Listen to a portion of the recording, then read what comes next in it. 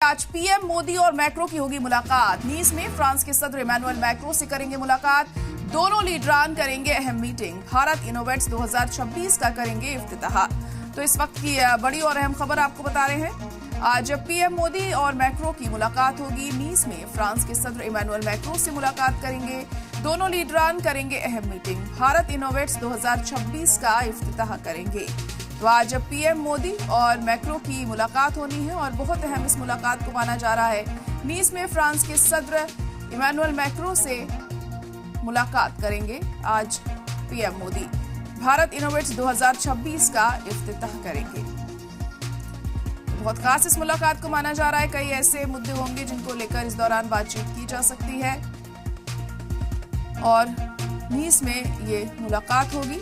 दोनों लीडरान अहम मीटिंग करेंगे। तमाम अहम मसलों पर इस दौरान बातचीत की जाएगी और भारत इनोवेट्स 2026 का इफ्तिताह होगा।